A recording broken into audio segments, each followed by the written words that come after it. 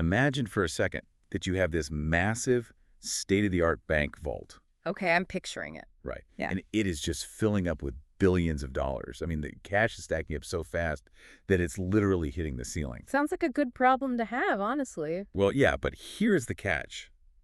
The vault has these giant windows that are just wide open, and millions of dollars are blowing out into the street, just disappearing into the wind every single day. Oh, wow. Okay. And the people running this vault, they are making so much money from the cash that actually manages to stay inside that they don't even care about the open windows. They just ignore them. Completely. Oh. They don't bother to patch the holes. They just keep shoveling more money in.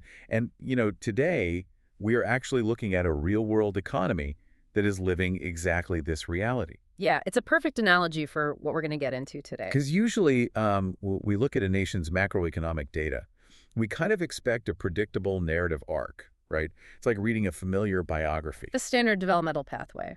Exactly. Yeah. Like a country discovers a new industry, the middle class grows, people start accumulating private property, and then, inevitably they start demanding better schools or cleaner streets or just a voice in how things are run. And slowly, the institutions mature along with the wealth. It's almost mechanical. Yeah, mechanical is a great word for it. It's a very comforting model. We like to see those parallel lines on a graph moving up together, wealth on one axis, human rights and governance on the other. But then you step into the world of certain resource-rich nations, and suddenly that whole mechanical model is just shattered. Totally shattered, and that is why we're here. Welcome to today's Deep Dives.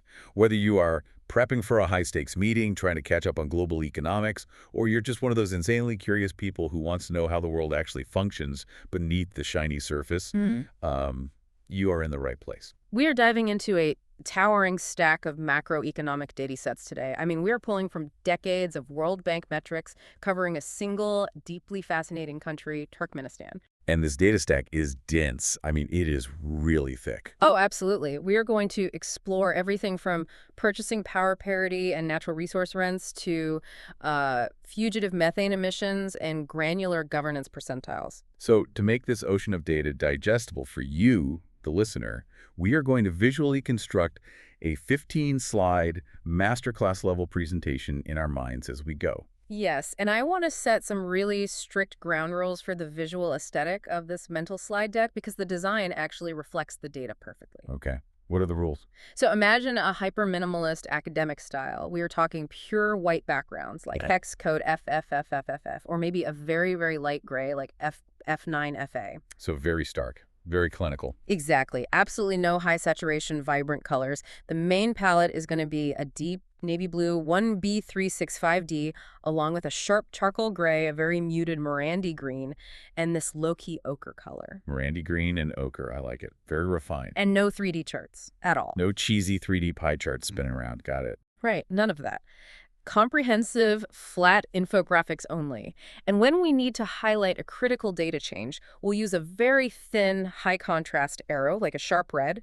And for the really core data points, picture a hand-drawn wireframe-style circle drawn right around the number with a super concise text note next to it. I love this. It's so strict and sterile, which, contrasts so sharply with the absolute wild, practically paradoxical reality the data is about to uncover. It really does, because the core question driving this entire deep dive is this: how does a country experience an explosive, historically massive surge in national wealth while its institutional voice remains completely silenced? Yeah, that tension is it's what makes this specific macroeconomic profile so compelling.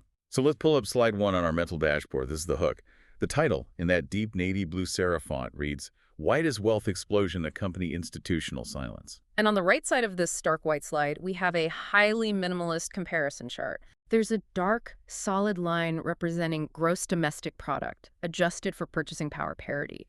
And this line is just skyrocketing at this jaw-dropping, incredibly steep angle. But then right below it. Exactly. Right below it, practically dragging on the floor, is a dashed line. And that dashed line represents voice and accountability. And it is flatlining. It's consistently under the 5% mark. Right. So we'll take our mental red marker and we'll draw a hand-drawn circle right around that flat line at the bottom, and we'll add a little note that says, "Global bottom ranking institutional evolution stalled." Okay, let's unpack this. Yeah. Because this is the growth paradox staring us right in the face. It completely defies the modernization theory we started with. The wealth goes vertical, but the institutional evolution is just frozen. There is no rising middle class demanding a seat at the table. And this introduces the central thesis of our analysis today, which is the resource curse. Exactly.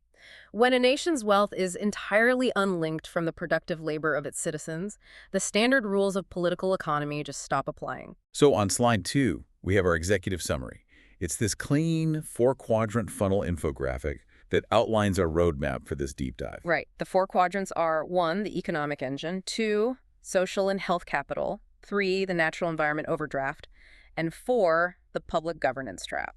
It's basically peeling back the onion. We have to look at the shiny surface before we can look at the structural rot underneath. Which brings us to slide 3, the economic facade. Yeah, let's talk about the sheer scale of this wealth. We have a smooth, dark line chart showing GDP, again, adjusted for purchasing power parity, jumping from around $17 billion to over $100 billion. And that's based on constant 2021 international dollars. We have a dark circle highlighting the exact inflection point where this massive takeoff begins. Before we get into the weeds of how that happened, just remind us what purchasing power parity actually means for a regular person living there. Because we throw the acronym PPP around a lot in these deep dives, but what does it actually mean on the ground? It's a really crucial distinction to make. If we just looked at raw US dollars, we wouldn't get an accurate picture of the local reality, mostly because of currency exchange fluctuations and local pricing differences. Right. So PPP adjusts the data to reflect what money can actually buy locally. It standardizes the cost of a basic basket of goods. So when we see this line jumping to over $100 billion, it means the sheer volume of goods, services, and physical infrastructure being generated has multiplied massively. You can physically see it if you look at the capital city, Ashgabat. Yeah. I mean, it holds the Guinness World Record for the highest density of white, marble-clad buildings in the world. It's astonishing. Massive monuments, sprawling airports, practically entirely new skylines built in a matter of decades. So, we cannot deny the sheer volume of wealth generated. It's a massive macroeconomic expansion. Then we move to slide 4, which is where things get really interesting. We are looking at the health dividend. Yeah, this is a dual-axis chart.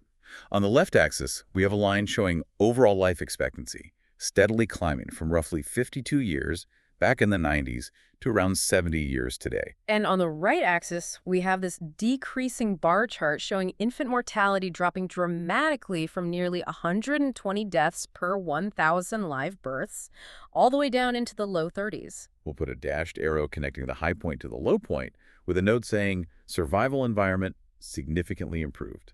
Right. So playing devil's advocate here, the wealth is clearly trickling down to basic survival metrics. Extreme poverty was tackled, basic caloric intake was stabilized, and foundational healthcare infrastructure was obviously built out. So I have to push back a bit then. If people are living almost 2 decades longer and babies are surviving at vastly higher rates, isn't the system, technically speaking, working for the citizens? It's a totally valid question, and it highlights why we have to be incredibly precise about what we mean by working. The data absolutely confirms a massive human dividend at the survival level.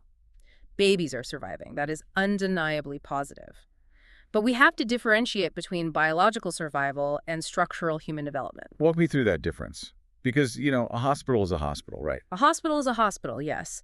But how it gets built and how it is sustained matters immensely to the broader economy. Top-down, autocratic systems flush with cash are actually quite efficient at rolling out baseline infrastructure. Because they don't have to deal with red tape. Exactly. You don't need a free press, a vibrant civil society, or independent courts to run a mass vaccination clinic, or pave a highway, or build a water treatment plant. You just need a lot of money and a central command structure. Throw cash at the problem. Right. So the state can easily purchase baseline biological survival for its citizens. But survival is just the baseline. It's the floor, not the ceiling. Precisely. Once you move past basic survival, things get complicated. If you want to build a thriving, innovative, diversified economy, if you want to create a world-class university system or foster a dynamic tech sector or encourage complex problem solving, you can't just buy that with top-down cash. Yeah, that requires critical thinking, free exchange of ideas, legal protection of intellectual property, all the messy stuff. Right. The resource curse allows a state to easily fund the survival floor while actively suppressing that structural ceiling. Which perfectly transitions us to the second quadrant of our deep dive. We have to figure out how this massive survival floor is actually being paid for. And this is where the data gets terrifyingly precarious. Slide 5. Slide 5, the wealth password. The title here is Highly Concentrated Natural Resource Monetization. And visually, we have this big area chart showing natural resource rents as a percentage of GDP. And we are talking almost exclusively about natural gas and oil here. This isn't a tech boom. Right. The data shows natural resource rents consistently exceeding 40% of the entire GDP, with a massive peak hitting 75.19%. So we take our imaginary hand-drawn wireframe pen and we circle that 75% peak.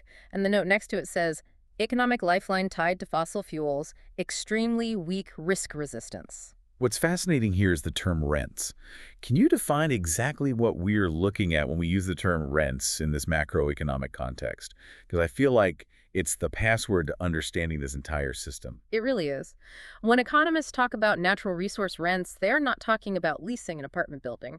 Rents, in this sense, are defined as unearned income. Unearned in what way? Yeah. Like they still have to dig it out of the ground. True, but it is the difference between the cost of extracting the resource and the price that resource commands on the global market. Oh, I see. So imagine it costs you $1 to pump a unit of natural gas out of the ground, but because of global energy demands, you can sell it to a neighboring country for $10. That $9 difference is pure profit. It's pure rent. It is wealth generated not by human ingenuity, not by complex manufacturing, and not by value-added services. It is generated simply by geographic luck. You just happen to be sitting on a massive bubble of ancient carbon. So it's basically hitting the geological lottery. You poke a hole in the ground, attach a pipe, and the money just flows out. And this is the crucial part. That flow of money bypasses the citizenry entirely. This is the exact mechanism of the resource curse. In a traditional economy, if the government wants $1 billion to build white marble monuments, it has to tax its citizens. Right? Yeah, income tax, sales tax, property tax. Exactly. And to tax its citizens $1 billion, the citizens must be generating complex economic value. Therefore, the government is highly motivated to educate its people, protect their businesses, and listen to their needs. The government relies on the people. But here, the government gets its money from the pipe, not the people. Precisely. When 75% of your economy is based on unearned rents flowing directly into the state treasury from foreign energy buyers, the citizens are economically irrelevant to the state's survival. Wow. Economically irrelevant. They are not taxpayers, they are dependents. The state can afford to build them hospitals and stabilize their caloric intake, essentially buying their political silence without ever needing to empower them as economic actors. Okay, so extracting that kind of wealth doesn't happen cleanly, obviously. And that brings us to slide 6, which looks at the environmental data. And it is genuinely alarming. Yes, the title here is Unstoppable Carbon Footprint. We have a stacked bar chart showing greenhouse gas emissions CO2 equivalent just surging over time. And overlaid on that is a line showing energy use per $1,000 of GDP. And we have a stark red arrow pointing to the rising emissions total with a note. High energy, extensive economic structure. That word extensive is key. The energy use per $1,000 of GDP is incredibly high.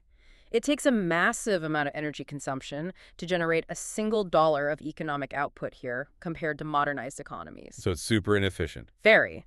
This illustrates the extensive nature of this economic structure. Extensive growth is an academic term for growth driven merely by pouring more raw inputs into the machine. More fuel, more labor, more steel. It is brute force economics. Like the old Soviet model. Exactly like the Soviet Union. You want more steel, just build another massive polluting steel mill and throw 10,000 more workers at it. As opposed to intensive growth, right? Which is what we see in modernized economies. Correct. Intensive growth comes from innovation, efficiency, and technological optimization. It's figuring out how to make better steel using half the energy and a quarter of the labor. But these autocratic regimes don't like intensive growth. No, they deeply fear intensive growth because intensive growth requires empowering free-thinking innovators, which threatens their political control. They love extensive growth because it is easy to manage from the top down. You just order more drilling. Right. And it's a brute force economy, and the sheer waste of that brute force is staggering. Let's pull up slide 7 because this takes us back to that bank vault analogy we started with. The methane crisis. Visually, this is an infographic shaped like a natural gas pipeline. And we have this little magnifying glass icon zooming in on a terrifying metric fugitive methane emissions from energy extraction reaching up to 17.5 million metric tons of CO2 equivalent. Let's contextualize what a fugitive emission actually is. We aren't talking about the exhaust from a car engine or the smoke from a power plant burning fuel to generate electricity. Right. This is gas that is literally just leaking. Escaping, yes. It's escaping from faulty valves, it's venting from unlit flare stacks, it's leaking out of cracked pipes in the desert before it can even be processed or sold. It is pure, uncombusted methane escaping directly into the atmosphere. And methane, as a greenhouse gas, is incredibly potent. It traps exponentially more heat than carbon dioxide over a short time frame. Which perfectly aligns with the leaky bank vault. The windows are open, and millions of dollars of product are just blowing into the wind. I mean, in a normal, competitive business environment, losing that much of your core product to sheer leakage would bankrupt you. It would be an unacceptable loss of revenue. You would hire a team of engineers immediately to seal the leaks. So why don't they? If they were losing millions of dollars of gas to the atmosphere, why not just tighten the valves? It seems like a no-brainer. Because of the incentives created by the resource curse. When the unearned rents are astronomically high, when the money coming out of the intact pipes is so massive that it covers all the state's needs, there is zero financial urgency to optimize the system. They just don't care about the lost money because they have so much of it anyway. Exactly. Furthermore, in a highly centralized, fear-based bureaucracy, reporting a broken valve means admitting failure. A mid-level manager in the energy ministry doesn't get promoted for finding a leak and fixing it. They get fired for allowing a leak to happen on their watch. Oh, wow. So the safest career move is to just ignore the leak, keep the overall production numbers looking good, and pretend the open window isn't there. Precisely. The management structure is driven by meeting headline production quotas, not by achieving operational efficiency.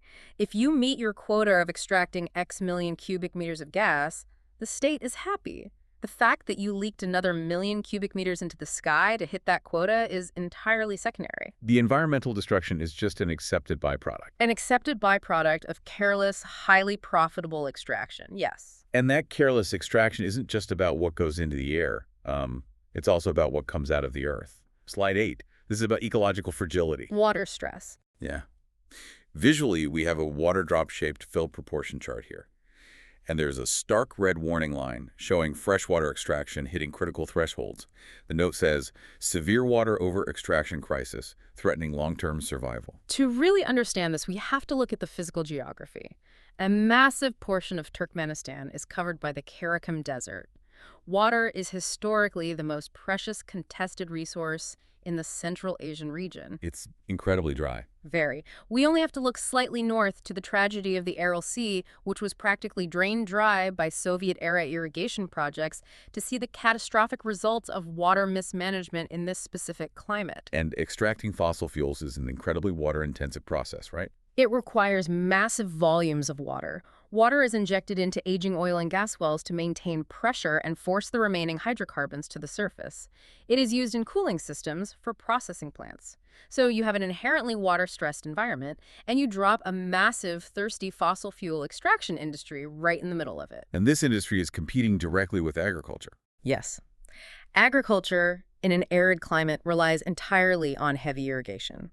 So you have local farmers trying to grow cotton or wheat, competing for a dwindling water table against state-backed energy conglomerates that are pumping billions of dollars of gas out of the ground. I think we know who wins that fight. The farmer loses. Yeah. Every time. You are pumping ancient, irreplaceable groundwater to extract gas, to generate rents, to buy white marble. You are trading long-term physical regional survival for short-term economic cash. The environmental metrics tell a story of an economy that is living on borrowed time.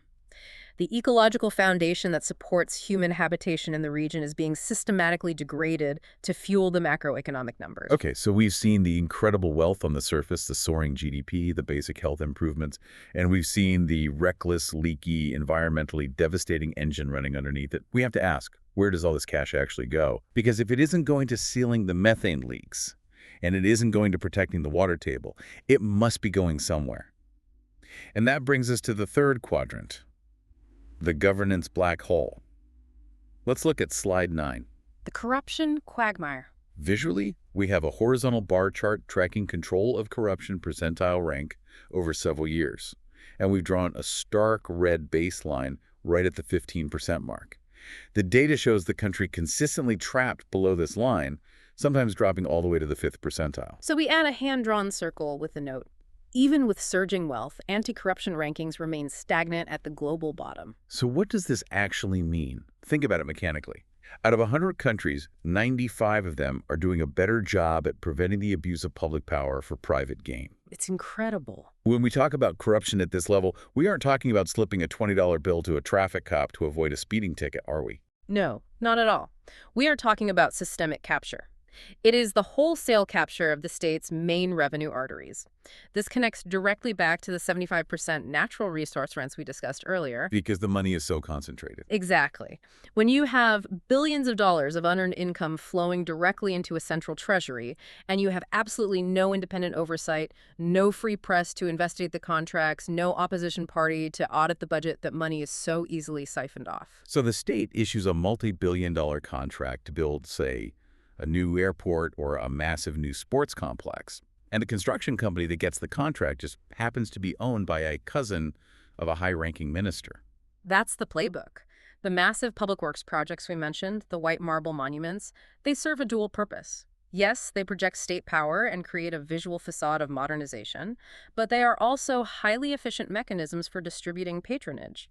Inflated construction contracts are a classic way to move public wealth into private, connected hands. It's an entirely enclosed system, which leads us to slide 10 and the metric that answers the core paradox we started with. The title is The Closed System. Right. Voice and accountability. We have a minimalist, single-line chart tracking voice and accountability.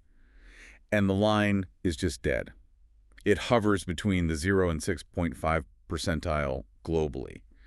There's a heavy downward arrow pointing to this bottom scraping number with the text. Almost zero bottom-up social oversight mechanisms. This answers your earlier pushback. You asked, if people are living longer, isn't the system working? Right. The counter question the data forces us to ask is, why don't the people demand that the system work better? Why don't they demand that the methane leaks be fixed, or the water be protected, or the corrupt construction contracts be investigated? And the answer is? Because the fundamental social contract has been rewritten by the resource curse. We touched on this with the taxation mechanism, but it goes much deeper. No taxation without representation is the battle cry of modernization, right?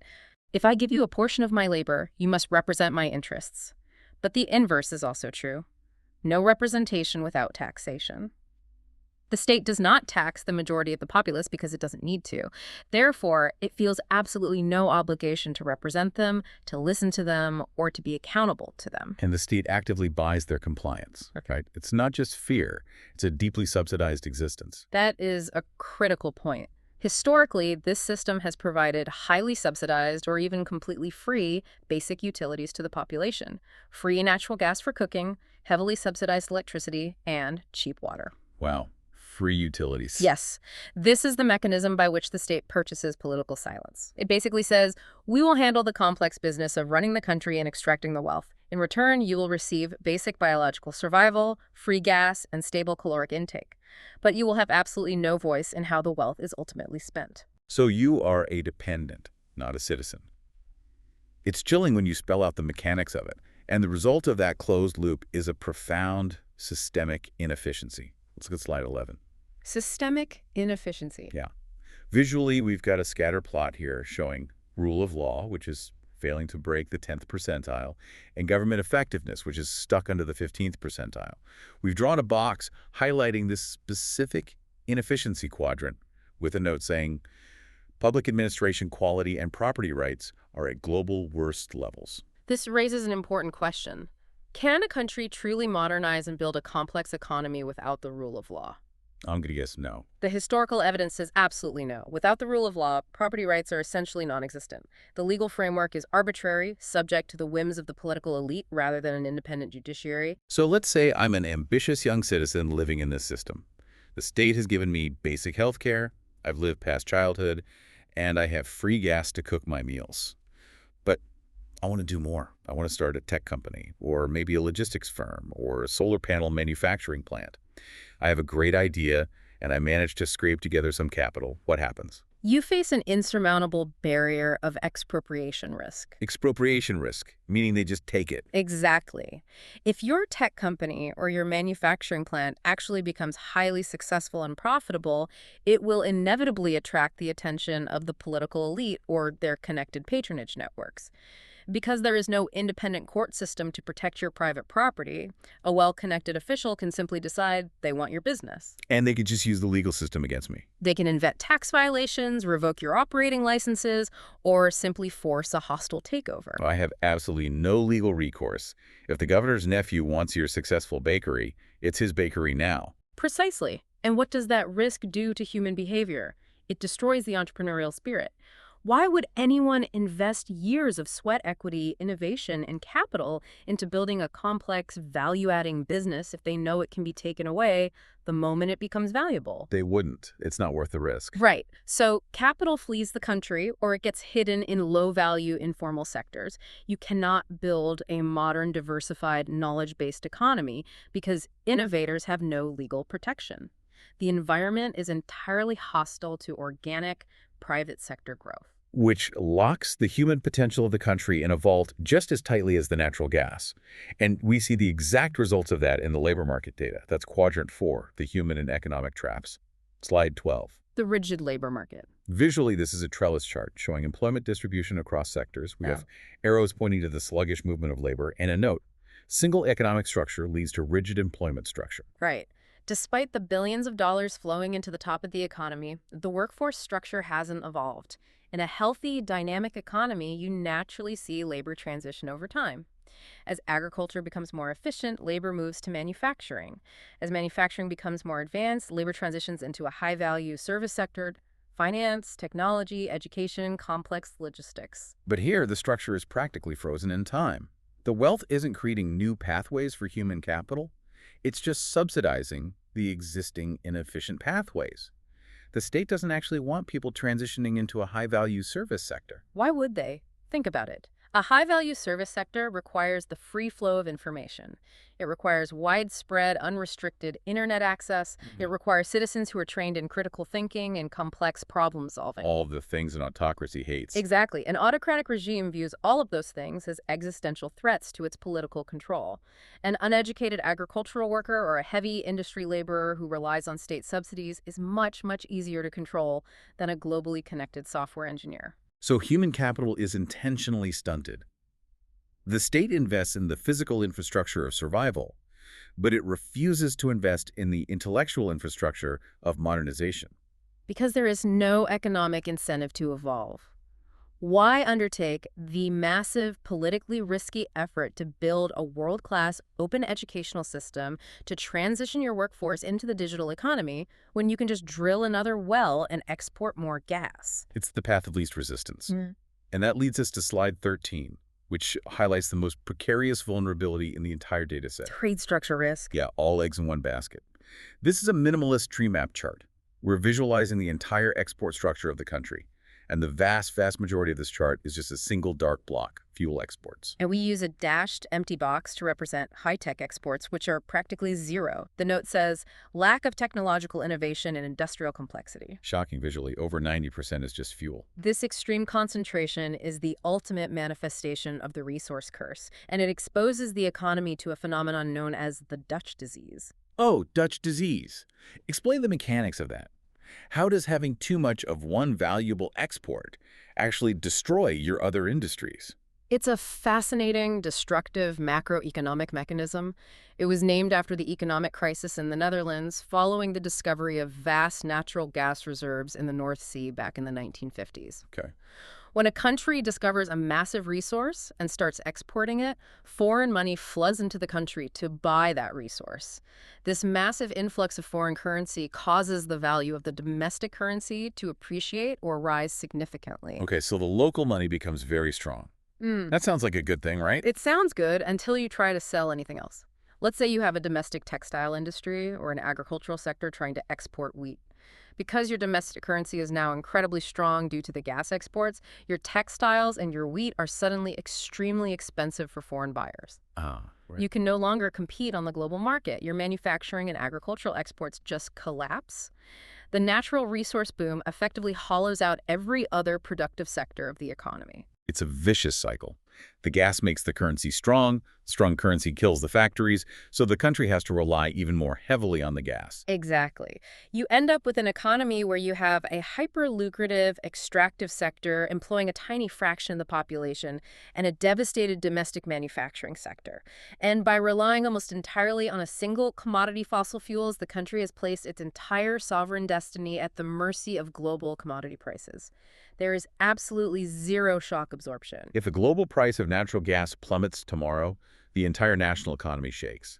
The government can't fund the subsidies, it can't build the marble monuments, and it can't pay the internal security forces. The lack of diversification means there is no future-proofing. You are riding a geopolitical roller coaster that you cannot steer. Wow.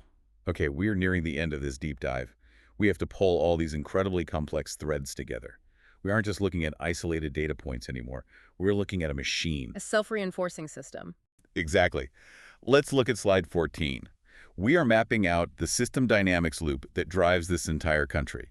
The title is The Resource Curse Loop, Unsustainable Prosperity. Visually, this is an academic-style systems dynamics loop connecting four main nodes. And we have little data tags floating next to each node, pulling the numbers from the previous slide. So walk us through the mechanics of the loop. Node 1 is the catalyst, abundant oil and gas rents.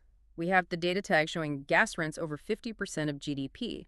The country sits on a massive reserve of fossil fuels and extracts them, generating enormous unearned wealth. And this unearned wealth flows directly into Node 2, which is autocratic governance. Right. Because the state is wealthy from the rents, it doesn't need to tax the citizens. Because it doesn't tax the citizens, it denies them a political voice. This leads to a closed system with practically zero accountability and massive systemic corruption. The money is controlled by a tiny elite. We've tagged this with the corruption control metric being under 15%. Which perfectly enables Node 3, extensive, careless extraction. Exactly. Because there is no public accountability or environmental oversight, the state prioritizes short-term rent-seeking over long-term sustainability. They use brute force, extensive growth methods. This is where we see the massive ecological overdrafts, pumping ancient groundwater to fuel extraction, and the staggering environmental waste, like the millions of tons of fugitive methane venting into the atmosphere, all because no one is incentivized to fix the leaky valves. And the combination of autocratic governance and an economy entirely focused on careless extraction flows directly into Node 4, stifled human development and diversification. Right, because the lack of the rule of law destroys entrepreneurship. The strong currency from the gas exports causes touch disease, crushing domestic manufacturing. And the state intentionally suppresses complex education to maintain control, keeping the labor force trapped in rigid, low-skill sectors. And here's where the trap snaps shut. Because there is no diversified economy, no high-tech sector, and no independent entrepreneurial class, the country must rely even more heavily on Node 1, abundant oil and gas rents. The loop closes. It is a perfectly sealed, self-sustaining machine of stagnation. The massive wealth doesn't cure the structural disease.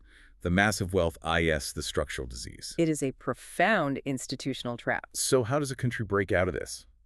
That brings us to our final slide, slide 15, the conclusion.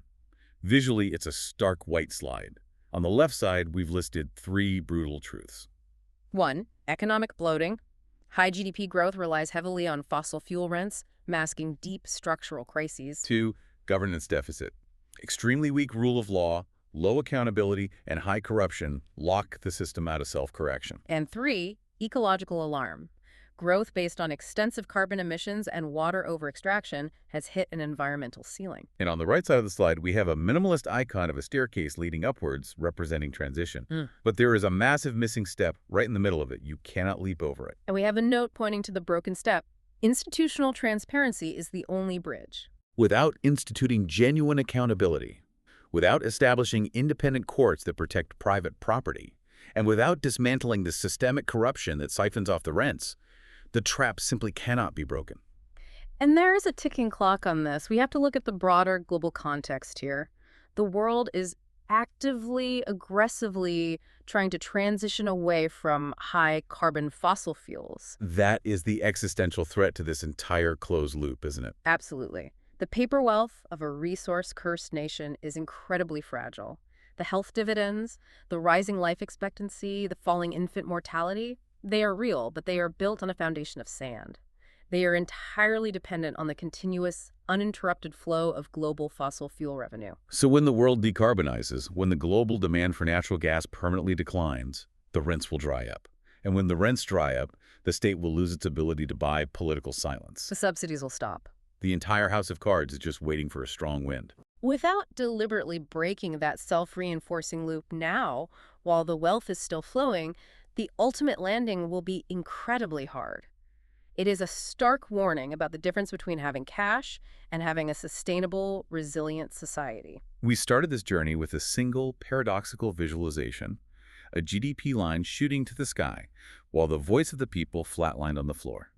And step by step, by digging into the mechanics of the data, we've unpacked the exact anatomy of the resource curse. We've seen how the geological lottery can actually be an institutional prison. It's a heavy data set, but an incredibly vital one for understanding how macroeconomics, geography, and human institutions actually interact in the real world. You can't just look at the headline GDP number, you have to look at how that number is manufactured. Exactly. Now, to our listener, we've spent this entire time talking about nation states and pipelines and global macroeconomics. Yeah. But I want to leave you with a broader application to mull over because the mechanics of the resource curse apply far beyond international borders. They really do. Think about this dynamic in other contexts. Think about legacy corporations or even individuals who inherit a massive unearned advantage, a metaphorical resource rent. That is a fascinating parallel to draw.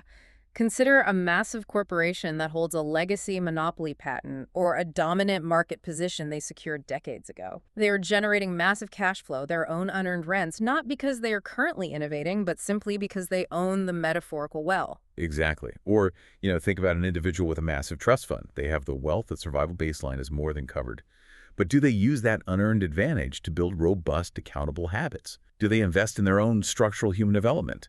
Or do they rely solely on that single massive advantage while their internal systems, their work ethic, their capacity for complex problem solving slowly rot? In the corporate world, you often see this masked systemic inefficiency.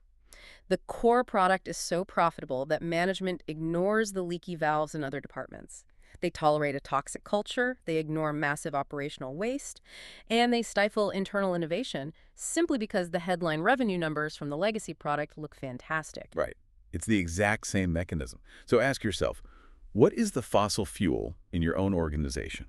What is the unearned advantage that might be generating shiny surface numbers while masking a severe lack of genuine innovation, transparency, and accountability underneath? Because if the market suddenly changes, if the global transition happens and your core advantage evaporates, is your organization a resilient, diversified ecosystem capable of adapting?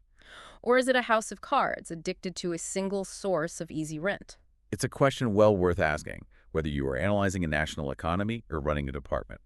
Resilience requires the hard work of accountability, not just the easy luck of resources. Couldn't have said it better myself. Thank you so much for joining us in the data today, and for taking this deep dive into the mechanics beneath the surface. Until next time, keep questioning the numbers and keep diving deep.